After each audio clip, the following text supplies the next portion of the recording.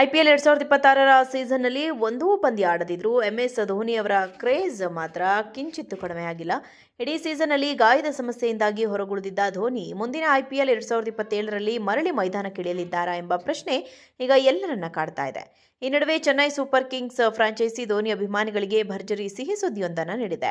ಧೋನಿ ಮುಂದಿನ ಸೀಸನ್ನಲ್ಲಿ ಆಡಲಿದ್ದಾರೆ ಮತ್ತು ಸಿಎಸ್ಕೆ ಅಭಿಮಾನಿಗಳಿಗೆ ಚೆನ್ನೈನಲ್ಲಿ ವಿದಾಯದ ಪಂದ್ಯ ಆಡುವುದಾಗಿ ಕೊಟ್ಟಿರುವ ಮಾತನ್ನು ಅವರು ಖಂಡಿತ ಉಳಿಸಿಕೊಳ್ಳಲಿದ್ದಾರೆ ಎಂದು ತಂಡದ ಮ್ಯಾನೇಜ್ಮೆಂಟ್ ವಿಶ್ವಾಸ ವ್ಯಕ್ತಪಡಿಸಿದೆ.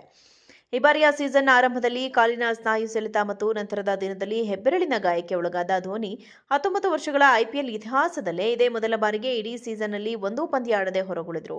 ಜುಲೈ ತಿಂಗಳಲ್ಲಿ ಧೋನಿಗೆ 45 ವರ್ಷ ತುಂಬಲಿದ್ದು, ಅವರ ವಯಸ್ಸು ಮತ್ತು ಫಿಟ್ನೆಸ್ ನೋಡಿದರೆ ಅವರು ಈಗಾಗಲೇ ತಮ್ಮ ಕೊನೆಯ ಪಂದ್ಯ ಆಡಿದ್ದಾರೆ ಎಂಬ ಆತಂಕ ಫ್ಯಾನ್ಸ್ನಲ್ಲಿ ಮನೆ ಮಾಡಿತು.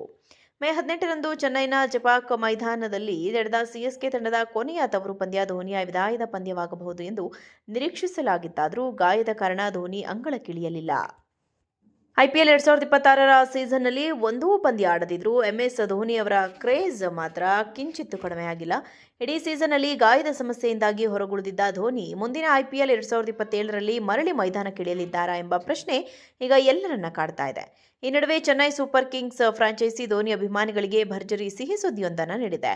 ಧೋನಿ ಮುಂದಿನ ಸೀಸನ್ನಲ್ಲಿ ಆಡಲಿದ್ದಾರೆ ಮತ್ತು ಸಿಎಸ್ಕೆ ಅಭಿಮಾನಿಗಳಿಗೆ ಚೆನ್ನೈನಲ್ಲಿ ವಿದಾಯದ ಪಂದ್ಯ ಆಡುವುದಾಗಿ ಕೊಟ್ಟಿರುವ ಮಾತನ್ನು ಅವರು ಖಂಡಿತ ಉಳಿಸಿಕೊಳ್ಳಲಿದ್ದಾರೆ ಎಂದು ತಂಡದ ಮ್ಯಾನೇಜ್ಮೆಂಟ್ ವಿಶ್ವಾಸ ವ್ಯಕ್ತಪಡಿಸಿದೆ.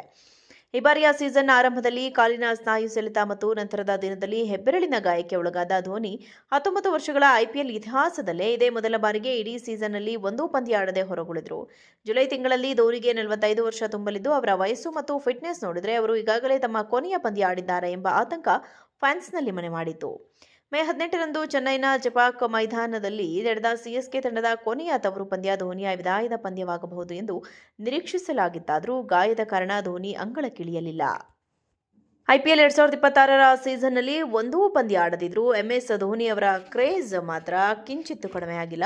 ಇಡೀ ಸೀಸನ್ನಲ್ಲಿ ಗಾಯದ ಸಮಸ್ಯೆಯಿಂದಾಗಿ ಹೊರಗುಳಿದಿದ್ದ ಧೋನಿ ಮುಂದಿನ ಐಪಿಎಲ್ 2027ರಲ್ಲಿ ಮರಳಿ ಮೈದಾನಕ್ಕಿಳಿಯಲಿದ್ದಾರಾ ಎಂಬ ಪ್ರಶ್ನೆ ಈಗ ಎಲ್ಲರನ್ನ ಕಾಡ್ತಾ ಇದೆ.